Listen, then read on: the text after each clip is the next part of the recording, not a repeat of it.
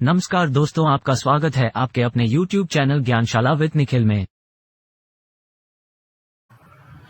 तो दोस्तों, simplification chapter की आज की वीडियो में भी हम 5 क्वेश्चन करेंगे और देखेंगे कि सिंप्लीफिकेशन में और किस तरीके के क्वेश्चन पूछे जाते हैं और उनका सॉल्यूशन किस तरीके से कराया जाता है। तो पहला क्वेश्चन जो आज का है वो है 101 प्लस 102 प्लस 103 और कहाँ तक जा रहा है 200 तक।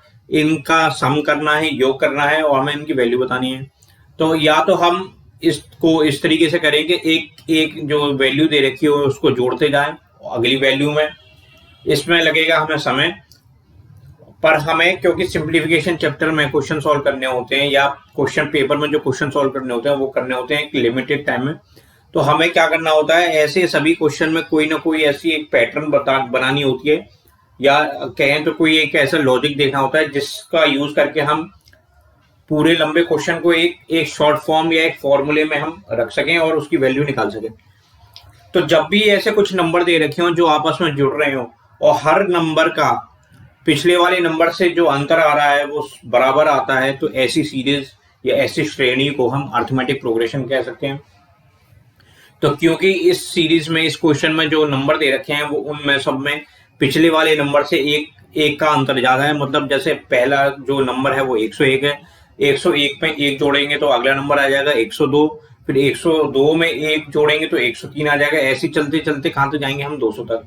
तो हमें पता चल गया कि ये एक सीरीज बन रही है जिसको हम अरिथमेटिक प्रोग्रेशन सीरीज भी कह सकते हैं।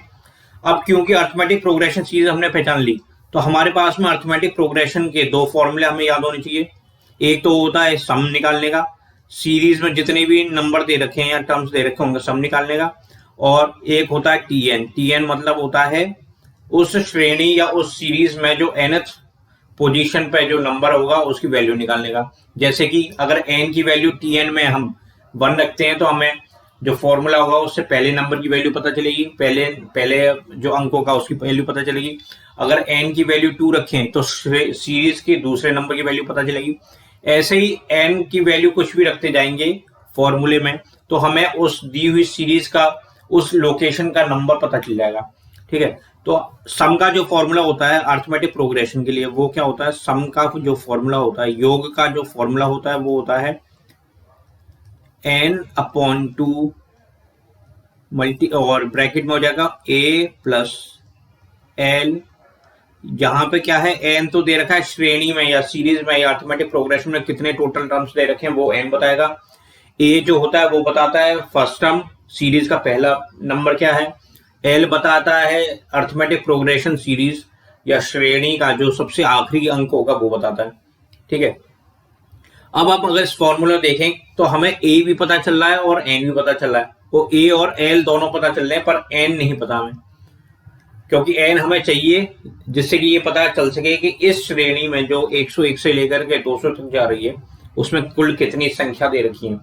तो उसको पता करने के लिए हमारे पास में जो फॉर्मूला होता है वो हम यूज करेंगे टीएन वाले का। तो टीएन का जो फॉर्मूला होता है या nth टर्म पे जो नंबर आएगा उसका फॉर्मूला जो होता है वो निकालते हैं हम इस तरीके से। इसका जो फॉर्मूला होता है वो होता है Tn is equals to a plus n-1 multiply by d। इसमें भी a वैल्यू जो होती है वो होती है सीरीज या श्रेणी का पहला अंक, पहला नंबर। n जो होता है वो टोटल नंबर बताता है सीरीज में। d बताता है 2 क्रमागत संख्याएं जो सीरीज में दे रखी होती हैं उनके बीच में कितना अंतर आता है। जैसे कि इस सीरीज में अगर हम देखें तो 2 संख्याओं के बीच में, लगातार आने वाली 2 संख्याओं के बीच में कितने का अंतर हो रहा है, 1 का अंतर हो रहा है। तो इस केस में जो d हो जाएगा वो हो जाएगा 1।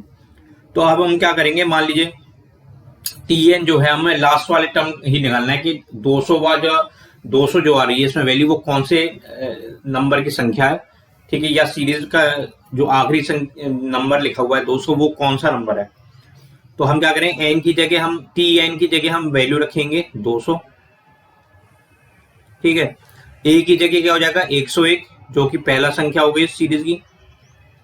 n हमें पता नहीं है तो n की जगह n रखेंगे -1 मल्टीप्लाई करेंगे d से। d इस केस में कितना है, 102 में से 101 घटाया तो 1 आया तो 1 से मल्टीप्लाई कर दिया यहाँ पे। ठीक है, अब हमने क्या किया, अगले स्टेप में क्या करेंगे, इस 101 को इधर ले जाएंगे, 200 में से माइनस करेंगे तो यहाँ बचेगा 99, और ये किसके वैल्यू के बराबर हो जाएगा, n-1 के। इस इक्वेशन से हमें n की वैल्यू पता चल जाएगी, कितनी आएगी, 100। तो हमें ये पता चल गया कि इस क्वेश्चन में कुल 100 पद दे रखे हैं, 100 टर्म्स दे रखे हैं। अब हम क्या करेंगे, n की वैल्यू हमें पता चल गई, n की वैल्यू यहाँ पे निकल के आई 100, a हमें पता चल गया पहले से ही, l हमें पता चल गया। तो हम क्या करेंगे, s निकालेंगे, s मतलब योग या सम। n की वैल्यू होगी 100 डिवाइडेड बाई 2, और ब्रैकेट में पहली टर्म जो है 101 और आखिरी टर्म 200, इनको जोड़ देंगे। इसकी वैल्यू अगर हम निकालेंगे तो क्या निकल के आएगी, ये निकल के आएगी 50 मल्टीप्लाई बाई 3 0 और 1। अब इसको अगर हम सॉल्व करें तो सिंपल हमें मल्टीप्लीकेशन करनी होती है। 0 यहाँ लिख दिया, यहाँ आया 5 का 0 से मल्टीप्लाई किया तो 0, और 5 को मल्टीप्लाई किया 3 से तो आएगा 15। तो हमारा जो आंसर निकल के आएगा इस क्वेश्चन का आएगा 15050। ऑप्शन नंबर सी हमारा आंसर हो जाएगा इस क्वेश्चन का। अब अगले क्वेश्चन पे चलते हैं। क्वेश्चन नंबर 7 क्या कहता है, क्वेश्चन नंबर 7 कहता है 5.5 क्यूब माइनस 4.5 क्यूब, इसकी वैल्यू बतानी है। तो इस क्वेश्चन को करने के भी दो तरीके हैं। एक तो हमारा बेसिक तरीका है कि दोनों नंबर्स जो है उनका क्यूब निकालें, फिर इन क्यूब को माइनस करें और जो आंसर आएगा उसको हम लगा लें। ठीक है, उसके लिए हमें क्यूब पता होने चाहिए, 55 का क्यूब पता होना चाहिए, 45 का क्यूब पता होना चाहिए। फिर हमें ये पता होना चाहिए कि पॉइंट वाली जो संख्या होती है उसमें अगर उसका हम क्यूब करते हैं तो जो आंसर आता है उसमें कितने अंकों के बाद या कितने अंकों के पहले हमें पॉइंट लगाना होता है। पहली चीज तो ये होगी। दूसरी चीज ये होगी कि हम एलजेब्रा को चैप्टर पढ़ रहे हैं, तो एलजेब्रा में जो मैंने कल जो सबसे पहले पेज पर जो फॉर्मूले बताए थे वो फॉर्मूले और जो कुछ दो स्पेशल फॉर्मूले बताए थे, जिससे मैंने ये कहा था कि ये फॉर्मूले मैंने लिखे नहीं है पर क्वेश्चन में लिख रहा हूँ और ये 90% क्वेश्चन में यही फॉर्मूला लगता है। तो वो जो फॉर्मूले थे ए क्यूब माइनस बी क्यूब और ए क्यूब प्लस बी क्यूब, ये फॉर्मूले हमें याद होने चाहिए। इन फॉर्मूले की सहायता से हम किसी भी तरीके के क्वेश्चन सॉल्व कर सकते हैं, क्यूब से रिलेटेड या स्क्वायर से रिलेटेड। तो हम क्या करेंगे इस क्वेश्चन में, पहला तरीका ना अपना करके एलजेब्रा के फॉर्मूले का यूज करेंगे। हमें पता है हमारे पास में एक फॉर्मूला होता है ए क्यूब माइनस बी क्यूब का, जिसकी वैल्यू किसके बराबर होती है, एक तो ब्रैकेट में आता है ए माइनस बी, दूसरे ब्रैकेट में आता है ए स्क्वायर प्लस बी स्क्वायर, और प्लस में क्योंकि यहां माइनस में दे रखते तो यहां प्लस में हो जाएगा प्लस ए बी। इस वाले फॉर्मूले का प्रयोग करेंगे हम। तो ए अगर हम मान लें 5.5, क्योंकि ए में से बी माइनस हो रहा है तो ए हमेशा हम मानेंगे बड़ी संख्या। तो हम क्या करेंगे 5.5 ए की जगह रखेंगे 5.5 और बी की जगह लेंगे 4.5। तो 5.5 में माइनस करेंगे अगर 4.5 तो क्या बचना चाहिए, ए माइनस बी की जगह ये बचेगा 1। 5.5 में से अगर 4.5 माइनस किया तो 1 बचेगा। इसका पहला वाला जो ब्रैकेट है वो सॉल्व कर लिया है हमने। अब इसका मल्टीप्लाई करेंगे ए स्क्वायर से, ए स्क्वायर मतलब 5.5 का स्क्वायर। तो कल मैंने बताया था एक तरीका कि अगर हम दो संख्याओं का मल्टीप्लाई करते हो जिनमें जो इकाई अंक या यूनिट डिजिट है वो 5 है तो किस तरीके से मल्टीप्लाई करते हैं। आज मैं एक और चीज सिखाने जा रहा हूं। हम क्या करते हैं, जब भी कोई ऐसी संख्या दे रखी हो, ये इंपॉर्टेंट लगा के बता देता हूं, स्क्वायर करते हो ऐसी संख्या का जिसमें इकाई अंक दे रखा हो 5। ठीक है, ऐसी संख्या मान लीजिए ये कोई संख्या है A5 स्क्वायर करना है हमें, तो क्या करते हैं हम इस 5 की जगह तो लिख देते हैं 25 आंसर में, और a की जो होता है a का मल्टीप्लाई करते हैं हम a के अगले नंबर से।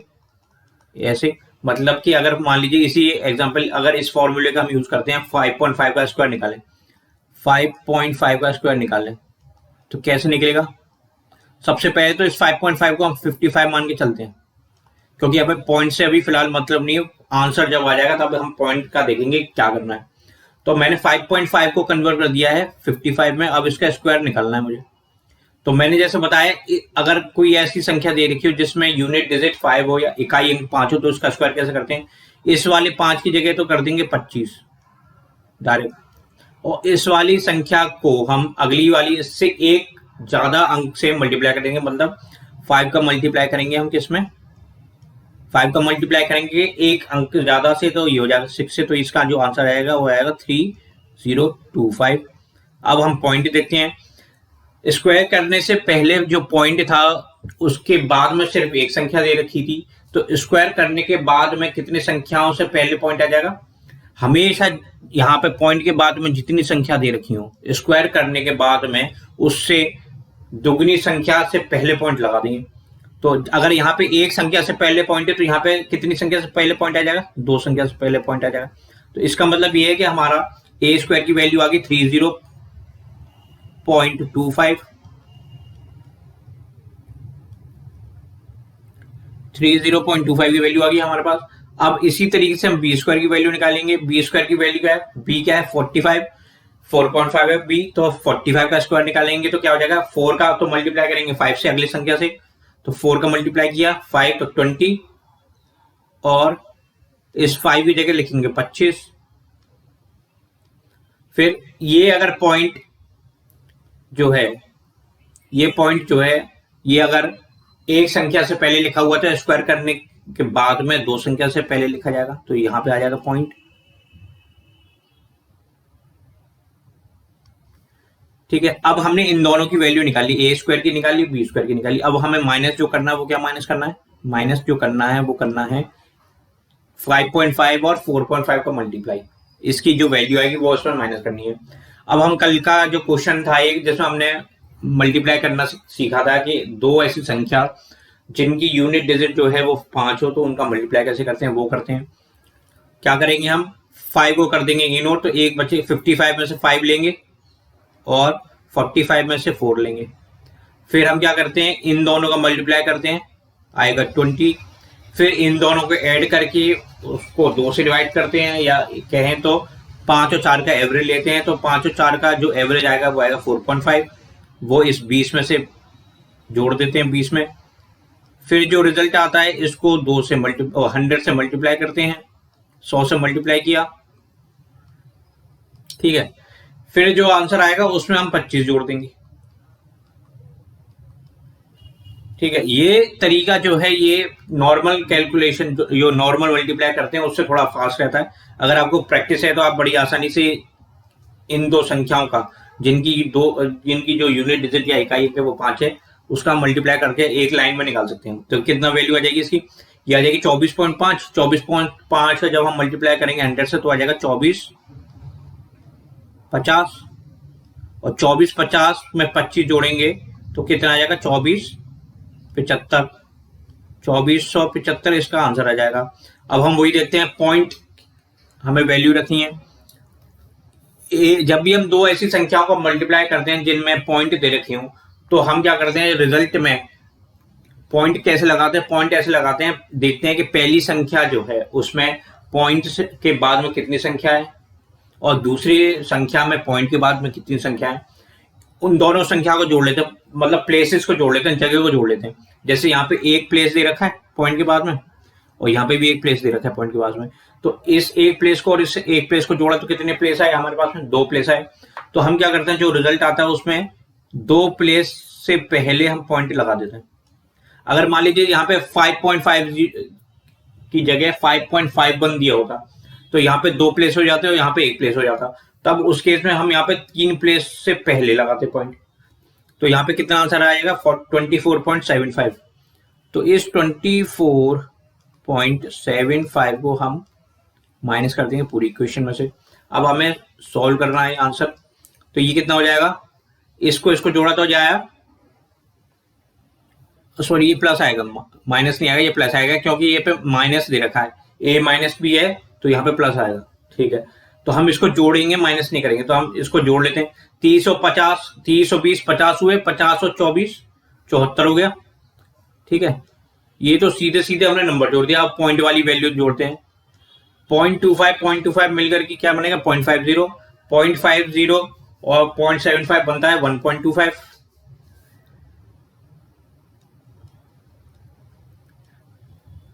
हमने क्या किया? नॉर्मल जो नंबर था पहले उनको जोड़ दिया, या तो हम डायरेक्ट भी जोड़ सकते हैं, कोई दिक्कत नहीं होगी उससे। डायरेक्ट भी जोड़ेंगे तो अभी वही आंसर आएगा। डायरेक्ट जोड़ के देख लेते हैं। 5 5 10 और 5 15, तो या पहले इसका ही आंसर निकाल लेते हैं। तो पहले तो ये देखें कितना है 75.25। ये तो किया फास्ट मेथड से। अब अगर नॉर्मल मेथड से देखें तो कितना आ जाएगा? नॉर्मल मेथड से भी यही आंसर आना चाहिए। 5 5 10 और 5 15, हासिल लगा 1, तो 7 की जगह यहां हो जाएगा 8, 8 और 2 10, 10 और 2 12। अब पॉइंट लगाएंगे, एक कैरी आ जाएगा यहाँ पर, तो यहाँ आ जाएगा 5 5 और 0 5 और 0 5, यहाँ पे 5 आ गया। अब 2 2 4 और 3 7, तो दोनों केस में आंसर सेम आ रहा है। या तो हम डायरेक्ट भी आंसर निकाल सकते हैं या फिर हम अपने जो बेसिक तरीका है एडिशन का उससे भी कर सकते हैं। तो कुल मिलाकर के ये है कि हमारा जो आंसर आया इस क्वेश्चन का वो आया है 75.25। ऑप्शन नंबर डी हमारा इस क्वेश्चन का आंसर हो जाएगा। अब क्वेश्चन नंबर 8 देखते हैं अगला क्या कहता है। क्वेश्चन नंबर 8 क्या कहता है? क्वेश्चन नंबर 8 कह रहा है 5 cube plus 6 cube plus 7 cube plus 8 cube plus 9 cube plus 10 cube, इसकी वैल्यू निकालनी है। तो जब भी क्वेश्चन में क्यूब के सम दे रखे हो, घन के सम दे रखे हो, तो सबसे पहली बात तो हमें ये ध्यान रखनी है कि सीरीज जो क्वेश्चन में हमारी जो भी शुरू हो रही होगी, चाहे 5 से शुरू हो रही हो या 6 से शुरू हो रही हो, हमें जब भी फॉर्मूला लगाना होगा या क्वेश्चन सॉल्व करना होगा, उसके लिए हमें सीरीज जो शुरू करनी होती है वो करनी होती है 1 से। तो मतलब क्या कहता है कि भले ही क्वेश्चन में 5 क्यूब से शुरू हो रहा हो, हमें क्वेश्चन जो सॉल्व करना होगा वो करना होगा 1 क्यूब से। तो हमें जो ऐड करना होगा 1 cube plus 2 cube plus 3 cube plus 4 cube plus 5 cube, और कहां तक ऐड करते रहेंगे हम? ये करते रहेंगे 10 क्यूब तक। ये क्यों किया है? ये इसलिए किया है क्योंकि अलजेब्रा में जो हमारा जो फॉर्मूला होता है क्यूब के जो सम का या घनों के संख्याओं के घनों का जो योग करने का जो फॉर्मूला होता है, वो फॉर्मूला हमारे 1 क्यूब से शुरू होता है। तो हमें इस सीरीज को 1 क्यूब से बनाना था, तो हमने क्या किया 5 क्यूब की जगह ना शुरू करके सीरीज इस क्वेश्चन को हमने 1 क्यूब से सोल्व करना शुरू किया। पर क्योंकि जो क्वेश्चन है वो 5 क्यूब से शुरू हो रहा है और हम सॉल्व कर रहे हैं 1 क्यूब से, तो हमारा जो आंसर आएगा वो गलत आएगा। तो जो भी आंसर एक्स्ट्रा आएगा या गलत आएगा उसको सही करने के लिए हम क्या करेंगे, जो हमने एक्स्ट्रा जोड़ा था उसको इसी क्वेश्चन में जो हमने एक्स्ट्रा जोड़ा था उस क्वेश्चन को उसी पोर्शन को हम यहाँ पे ही माइनस कर देंगे। तो हमने जितना एक्स्ट्रा जोड़ा था वो माइनस कर देंगे। जोड़ा था हमने 1 cube plus 2 cube plus 3 cube plus 4 cube, जितना हमने इस क्वेश्चन में जोड़ा था उतना ही हमने माइनस कर दिया। अब इस आंसर पर कोई फर्क नहीं पड़ेगा, जो भी आंसर निकल के आएगा वो सही आंसर आएगा। और हमने क्यों ऐसा किया? इसलिए किया कि एक तो ये सीरीज बन गई 1 से लेकर के 10 तक की, और एक सीरीज बन जाएगी 1 से लेकर के 4 तक की। और जैसे कि हमें पता है कि जो क्यूब के सम का जो फॉर्मूला होता है वो हमेशा ही 1 से शुरू होता है। तो अब हम अपना फॉर्मूला लगाते हैं। हमें पता है कि इस तरीके के क्वेश्चन में जो फॉर्मूला लगाते हैं, जब भी हमें सम करना होता है क्यूब का या घन का, तो हमारा जो फॉर्मूला होता है वो होता है S इज इक्वल्स टू, एक होता है n प्लस 1 अपॉन 2 और इसका पूरे का स्क्वायर। ठीक है, क्या होता है क्यूब के सम का जो फॉर्मूला होता है या घन के सम का जो योग का जो फॉर्मूला होता है वो होता है S is equals to n plus और ब्रैकेट में n प्लस 1 अपॉन 2 और इसका पूरे का स्क्वायर। n क्या बताता है? n बताता है यहाँ पे संख्या, कितनी संख्या दे रखी।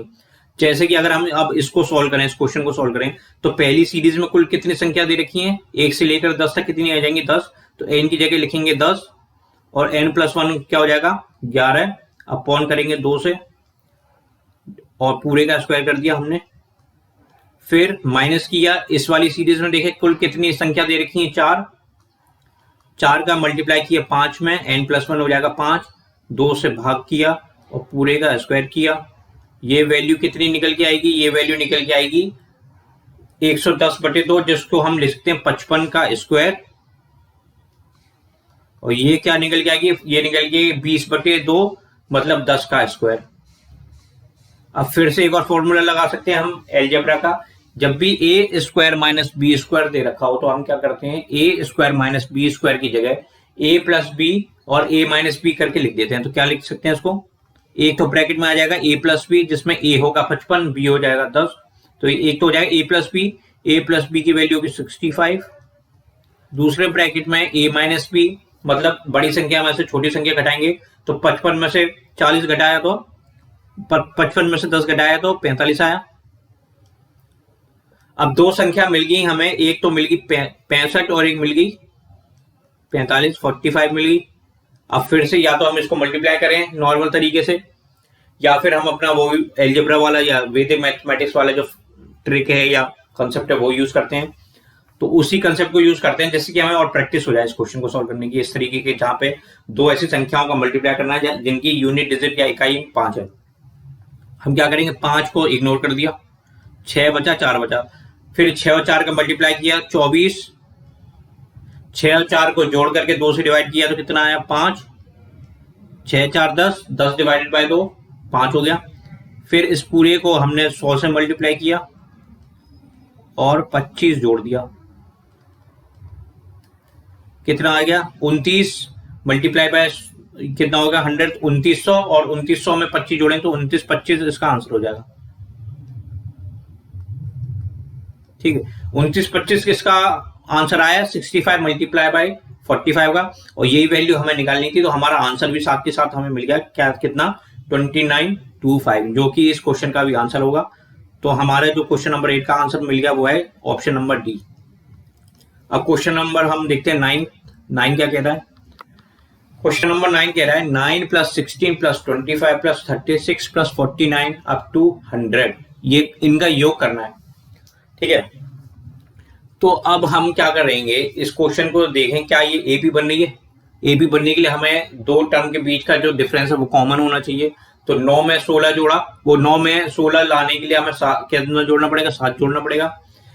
फिर 16 से 25 जाने के लिए हमें क्या जोड़ना पड़ेगा 9 जोड़ना पड़ेगा। अब देखिए पहले तो हम 9 में जोड़ रहे हैं 7, तब जाके 16 मिल रहा है। फिर 16 से 25 जाने के लिए हमें 9 जोड़ना पड़ रहा है। इसका मतलब ये है कि ये अर्थमेटिक प्रोग्रेशन नहीं बनना। ठीक है, अर्थमेटिक प्रोग्रेशन नहीं बनना। अब क्या करें, अब जीपी क्या बन सकता है, GP geometric progression. Geometric progression तब बनता है जब दो टर्म आपस में अगर डिवाइड करें तो उनके बीच में जो वैल्यू आती है वो हर पेयर के बीच में वैल्यू आनी चाहिए। जैसे अगर 16 का 9 से डिवाइड करें तो जो वैल्यू आएगी वो 25 का 16 से डिवाइड करने पे आनी चाहिए, तो वो भी नहीं आएगी। ठीक है, लेकिन अगर हमें ये पता है कि ये जो टर्म्स दे रखे हैं, ये वैल्यूज दे रखी हैं, ये किसी न किसी संख्या के वर्ग हैं, स्क्वायर हैं, तो हम इस क्वेश्चन को बड़े आसानी से सॉल्व कर सकते हैं। उसके लिए हमें स्क्वायर याद होने चाहिए। तो जो भी स्टूडेंट कंपटीशन की तैयारी करता है तो उसको पता है कि उसको जो टेबल्स याद करनी होती है वो 20 तक तो टेबल याद करनी होती है, स्क्वायर जो याद करने होते हैं वो 40 तक याद करने होते हैं, और 25 तक उसको क्यूब याद करने होते हैं।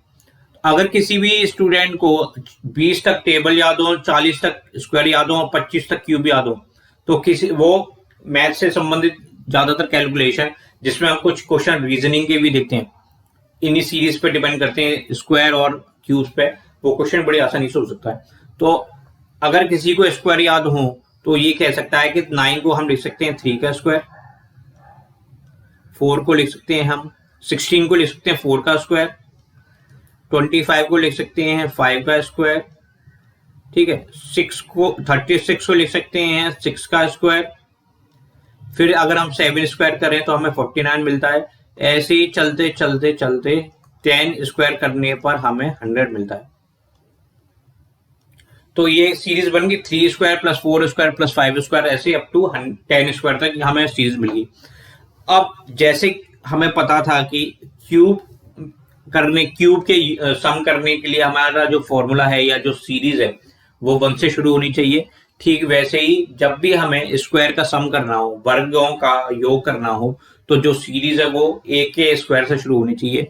मतलब अगर यहाँ पे 3 स्क्वायर के साथ साथ 1 स्क्वायर और 2 स्क्वायर भी ऐड किए होते तो हमारी ये सीरीज कंप्लीट हो जाती। तो हम इस सीरीज को पहले तो कंप्लीट करने की कोशिश करते हैं कि इस सीरीज को कंप्लीट कैसे किया जाए। तो हमने एक सीरीज को कंप्लीट किया, 1 square plus 2 square plus 3 square plus 4 square plus किया कहां तक चले 10 स्क्वायर तक। तो अब हमारी एक सीरीज कंप्लीट हो गई जो कि 1 स्क्वायर से शुरू होकर के 10 स्क्वायर तक जा रही है। पर जो हमारा क्वेश्चन था उसमें जो सीरीज शुरू हो रही है 3 स्क्वायर से शुरू हो रही है, तो हमें अब क्या करना होगा, इसमें से वो नंबर हटाने होंगे या वो स्क्वायर हटाने होंगे, माइनस करने होंगे जो हमने एक्स्ट्रा जोड़े हैं। तो हमने 2 स्क्वायर एक्स्ट्रा जोड़े थे, एक तो 1 का स्क्वायर एक्स्ट्रा जोड़ा था और एक 2 का स्क्वायर एक्स्ट्रा जोड़ा था। ठीक है, अब इससे क्या फायदा हुआ, इससे ये फायदा हुआ कि एक तो हमारी ये सीरीज शुरू जो हो रही है 1 से लेकर के 10 तक, ये कंप्लीट सीरीज बन गई। एक हमारी ये सीरीज बन गई जिसमें 1 स्क्वायर और 2 स्क्वायर दे रखे हैं। तो हम अपना जो अब फॉर्मूला लगा सकते हैं स्क्वायर के योग का, वो होता है s is equal to n+1 और 2n+1 अपॉन 6। इस वाले फॉर्मूले को हम लगा सकते हैं। ये फॉर्मूला जो है वो वहां काम करता है जहां पे हमें 1 स्क्वायर से लेकर के n स्क्वायर तक के जितने नंबर है उन सबको जोड़ना होता है। तो अब क्योंकि n की वैल्यू हमें बतानी है, अब n क्या है, अब सॉल्व करें क्वेश्चन को। तो 2 सीरीज बनी ना, इस सीरीज को हम ये भी लिख सकते हैं। अगर इन दोनों में से हम -1 कॉमन ले लें या माइनस कॉमन ले लें तो हमारी जो सीरीज बन सकती है वो बन सकती है 1 square plus 2 square plus 3 square up to 10 square minus 1 square plus 2 square. ये 2 सीरीज बनी, एक तो ये सीरीज बनी और ये 2 सीरीज बनी, और दोनों सीरीज में स्क्वायर जोड़ रहे हैं और दोनों सीरीज में 1 से शुरुआत हो रही है। तो हम यही फॉर्मूला दोनों सीरीज में लगा सकते हैं। तो पहली सीरीज में लगाए तो हमें पता चला n कितना है, 1 से लेकर 10 तक 10 संख्या दे रखी है, तो n जो होगा वो क्या होगा 10 हो जाएगा। तो हम जब करेंगे इसको सॉल्व, इसको जब हम सॉल्व करेंगे तो क्या आ जाएगा, s जो निकल के आएगा वो निकल के आएगा n हो गया 10 मल्टीप्लाई बाय 11 और 2n+1 की वैल्यू हो गई 21। किससे डिवाइड किया, 6 से डिवाइड किया। अब माइनस दिया तो माइनस करेंगे, n की वैल्यू हो गई 2 मल्टीप्लाई किया n+1 से, n+1 की वैल्यू हो गई 3, फिर मल्टीप्लाई किया 2n+1 से, n की वैल्यू है 2 तो 2n+1 कितना हो जाएगा 5 और डिवाइड किया 6 से। अब इसको सॉल्व करेंगे तो ये क्या आ जाएगा, ये 3 से कटेगा 2 बार और ये कट जाएगा 7 बार, फिर ये 2 से ये कट जाएगा 5 बार।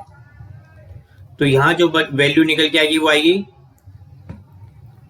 385। जब हम 7 का 5 से मल्टीप्लाई करेंगे तो 35 आएगा, और 35 का अगर हम 11 से मल्टीप्लाई करें तो हमें जो मिलेगा 385 मिलेगा। ये डायरेक्ट मैंने कैसे निकाल लिया, ये डायरेक्ट मैंने ऐसे निकाल लिया कि हमारी जो वैदिक मैथमेटिक्स है उसमें एक चैप्टर आता है जिसमें हमें किसी भी संख्या का 11 से गुणा करना सिखाया जाता है। तो 11 से जब भी हम गुणा करते हैं तो एक लाइन में हम आंसर निकाल सकते हैं।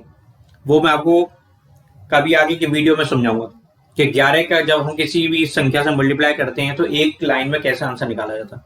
फिलहाल इसका जो आंसर आएगा वो आएगा 385। ठीक है, अब आगे वाले पोर्शन को सॉल्व किया, इस वाले को तो ये पता चल रहा है कि ये सीधे सीधे कट गया इससे और यहाँ पे बचेगा 5। अब 385 में से हम 5 माइनस करेंगे तो बचेगा 380। अब हमारा इस क्वेश्चन इस चीज का आंसर जो है वो निकल जाएगा 380 हमारा आंसर हो जाएगा ऑप्शन नंबर बी। हमने क्या किया, हमने सीरीज बनाने की कोशिश करी, सीरीज को पहचानने की कोशिश करी। तो कोशिश करने पे हमें पता चला है एक सीरीज बननी है, अर्थमेटिक प्रोग्रेशन की भी बन रही है, और इसमें क्या हो रहा है कि स्क्वायर का योग हो रहा है। तो हम प्रेफरेंस किसको देंगे, स्क्वायर के योग को, स्क्वायर के सम को प्रेफरेंस देंगे। फिर हमने एक सीरीज देखी कि हमें स्क्वायर का फॉर्मूला तभी लगा सकते हैं जब हमारी जो सीरीज है वो 1 स्क्वायर से शुरू हो रही हो।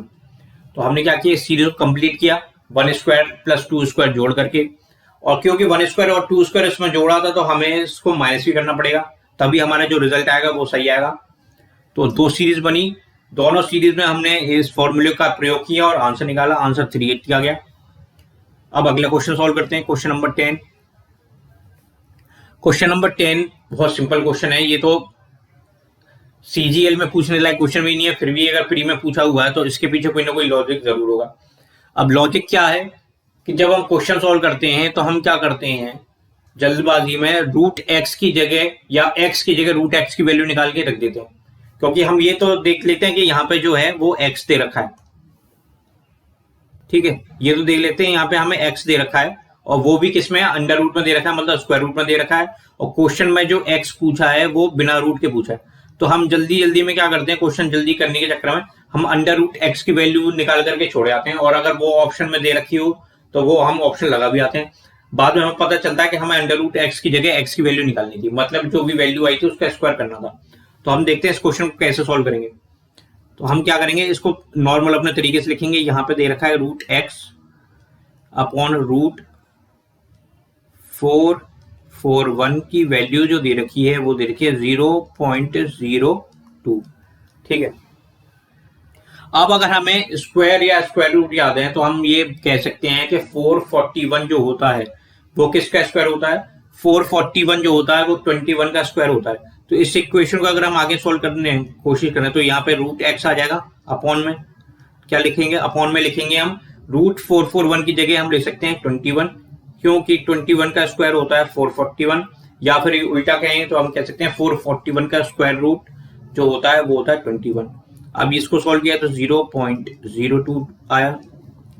फिर हमने क्या किया, इस स्क्वायर रूट x को इधर लिखा, 21 को इधर मल्टीप्लाई किया, तो कितनी वैल्यू आ जाएगी, 21 मल्टीप्लाई बाय 0.02 हो जाएगा 42 पॉइंट में 0.42 आ जाएगी इसकी वैल्यू, ठीक है। अब क्या करते हैं बच्चे, क्वेश्चन में अगर मान लीजिए 0.42 ऑप्शन में भी होता तो जल्दी में, क्योंकि एग्जाम का प्रेशर होता है, तो 0.42 पर आंसर लगा के छोड़ देते, ठीक है। पर हम क्या करेंगे, इस क्वेश्चन को और आगे सोल्व करेंगे, क्योंकि हमें यहाँ जो क्वेश्चन पूछा है उसमें x की वैल्यू बतानी है। तो जब भी x की वैल्यू निकालनी हो और हमें अंडर रूट x की वैल्यू दे रखी हो तो हम इन दोनों जगह पे स्क्वायर कर देते हैं। क्या करते हैं, रूट x का स्क्वायर करेंगे। अब क्योंकि हमें रूट x का स्क्वायर करना है तो हमें 0.42 का स्क्वायर भी करना होगा, ठीक है। तो रूट x का स्क्वायर किया तो यहाँ पे क्या होगा, x आ जाएगा, और यहाँ पे हमें 0.42 का स्क्वायर करना है। अब मैंने अपनी इस पहली वीडियो में बताया था कि कैसे भी दो संख्याओं का दो या किसी भी दो अंक वाली संख्या का स्क्वायर कैसे निकालते हैं, वो मैंने सिखाया था। वो मैंने क्या बताया था, जब भी कोई संख्या दे रखी हो दो, जैसे इस क्वेश्चन में करते हैं 42 का ही मल्टीप्लाई करते हैं, 0.42 का मल्टीप्लाई करते हैं, तो हम स्क्वायर अगर हम अपने कंसेप्ट से करें तो सबसे पहले हम इस पॉइंट को भूल जाएं। तो 0.42 को हम अगर लिख सकते हैं कंपेयर करके 42 पाई 100 लिख सकते हैं, ठीक है। अब इसका स्क्वायर करना हो या इस पूरे का स्क्वायर करना हो, बात एक ही हुई, ठीक है। अब क्या करेंगे, ऊपर वाले 42 को सॉल्व करना है सिर्फ हमें फिलहाल। तो 42 को क्या करते हैं, क्योंकि ये दो अंक वाली संख्या है तो हम क्या करेंगे, इसका जो ट्रिक निकालते हैं वो निकालते हैं। पहले तो इस वाले 42 का करेंगे, 4 का स्क्वायर करेंगे, तो 4 का स्क्वायर किया 16, 42 में से पहले 4 लिया और 2 अलग कर दिया, 42 का 4 लिया और 2 अलग कर दिया, 4 का स्क्वायर किया तो 16 लिखा, फिर 2 का स्क्वायर लिखा, कितना आ जाएगा, 4 आ जाएगा। और 4 जो आया वो उसको भी हम डबल डिजिट में लिखेंगे। 42 में हमने क्या किया, 4 को अलग लिखा, 2 को अलग लिखा, फिर 4 का स्क्वायर किया 16, 2 का स्क्वायर किया 04। फिर अगले स्टेप में क्या करते हैं, 4 और 2 का मल्टीप्लाई करते हैं, 4 और 2 का जो मल्टीप्लाई आएगा कितना आएगा, 8 आएगा। फिर उस मल्टीप्लाई को फिर 2 से मल्टीप्लाई करते हैं, तो 4 का मल्टीप्लाई किया 2 से, मिला हमें 8, फिर 8 का भी 2 से मल्टीप्लाई करेंगे तो 16 मिलेगा। इस 16 को ऐसे लिखेंगे, 1 तो आएगा यहाँ पे और 6 आ जाएगा यहाँ पे। तो अब इसको जोड़ लेते हैं, तो यहाँ जाएगा 4, यहाँ जाएगा 6, यहाँ जाएगा 7, यहाँ जाएगा 1। तो हमें 42 का स्क्वायर पर मिल गया। 42 का स्क्वायर क्या है, 1764। अब जब हम 100 का स्क्वायर करेंगे, अभी तो हमें 42 का स्क्वायर की वैल्यू निकल के आई, 42 स्क्वायर की वैल्यू निकल के आई है, वो आई 1764। अब क्योंकि हमें 100 का स्क्वायर भी करना है और उस 100 के स्क्वायर से डिवाइड भी करना है, तो जब भी ऐसी संख्या 10, 100, 1000 ऐसी संख्या दे रखी हो या कोई ऐसी संख्या दे रखी हो जिसमें इकाई अंक 0 है, तो जितने भी 0 होते हैं बाद में इकाई दहाई में लगातार जितने 0 होते हैं उनके दोगुना कर देते हैं स्क्वायर करने पे। तो क्योंकि यहाँ पे 2 0 दे रखे हैं तो स्क्वायर करने पे 4 0 हो जाएंगे, और 4 0 वाली संख्या से जब हम डिवाइड करते हैं तो 4 अंकों के पहले हम 0 लगा देते हैं। तो डायरेक्ट अगर हम इसका 0.42 का स्क्वायर करें तो ये आ जाएगा हमारा 0.1764, इसका आंसर आ जाएगा। तो हमें पता चल गया x की जो वैल्यू आई है वो आई है 0.1764। क्वेश्चन में हमसे x की वैल्यू पूछी थी, हमने क्या किया, x की वैल्यू निकाली 0.1764। इस क्वेश्चन में मैंने 2-3 चीजें जल्दी जल्दी बता दी। तो स्क्वायर करना बताया, और ये 100 की वजह से ये कैसे 4 डिजिट से पहले पॉइंट आया, ये मैंने आपको बताया। ये क्या है, ये क्वेश्चन जो होते हैं ये प्रैक्टिस में पता चल जाती है कि जैसे मान लीजिए अगर हम 10 का स्क्वायर करेंगे, हमें पता है कि 10 के स्क्वायर की जो वैल्यू आएगी वो आएगी 100। अब जब हम 10 स्क्वायर से किसी संख्या को डिवाइड करेंगे, इसका मतलब ये होता है कि x को 100 से डिवाइड कर रहे हैं। और जब भी हम 100, 10 या कोई ऐसी संख्या जो कि 10 का गुणज होती है, 10 का मल्टीपल होती है, उससे डिवाइड करते हैं, तो सिंपल सा तरीका क्या होता है, जितने भी यहाँ 0 दे रखे हैं उतनी संख्या से पहले हम पॉइंट लगा देते हैं। तो x की जगह क्या हो जाएगा, इसको सॉल्व करने मान के चले तो 0.0x हो जाएगा इसका आंसर। सिंपल सा तरीका।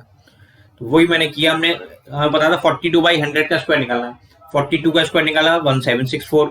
फिर नीचे क्या 100 दे रखा है, 100 के स्क्वायर से डिवाइड करना है। अब 100 में 2 0 दे रखे, तो 100 के स्क्वायर में कितने हो जाएंगे, 4 0 हो जाएंगे। तो 4 0 की वजह से हम क्या करेंगे, इन 4 डिजिट से पहले हमें पॉइंट लगाना पड़ेगा। तो पॉइंट लगा करके हमने आंसर निकाल लिया। आंसर हमारा ऑप्शन डी आ गया। तो ये आज के क्वेश्चन थे 5 जो मैंने आपके सामने सॉल्व किए सिंप्लीफिकेशन चैप्टर से। इस चैप्टर में और भी कई प्रकार के क्वेश्चन आते हैं, क्योंकि जैसे कि मैंने आपको बताया था, सिंप्लीफिकेशन एक अकेला चैप्टर ना होकर के मैथ के बहुत सारे छोटे छोटे और कुछ अलग से चैप्टर हैं, उनको मिला करके सिंप्लीफिकेशन चैप्टर बनाया गया है कंपटीशन के हिसाब से। वरना जब हम अपने कोर्स में पढ़ते हैं तो इन सिंप्लीफिकेशन चैप्टर की जगह पे हम इसके जो पार्ट्स होते हैं जैसे HCF, LCM वगैरह, ये सब इनको पढ़ते हैं। AP, GPA, HP अलग अलग पढ़ते हैं। पर कंपटीशन में क्या है, सिंप्लीफिकेशन चैप्टर ही बना दिया है छोटे छोटे टॉपिकों को जोड़ करके।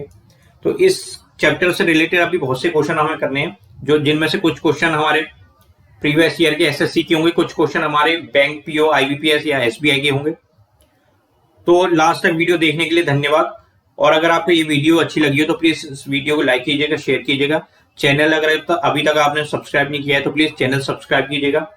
आपके चैनल सब्सक्राइब करने से मुझे मोटिवेशन मिलती है, ताकि मैं, और मुझे लगता है कि मुझे और अच्छा प्रयास करना चाहिए, जिससे कि आपको और अच्छे से क्वेश्चन मैं करके दिखा सकूं और वो सब तरीके बता सकूं जिनका हमें यूज कंपटीशन के एग्जाम में करना चाहिए।